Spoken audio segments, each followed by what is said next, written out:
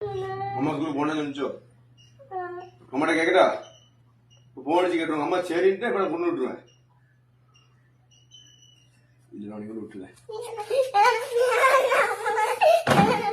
ஸ்கூலுக்கு வா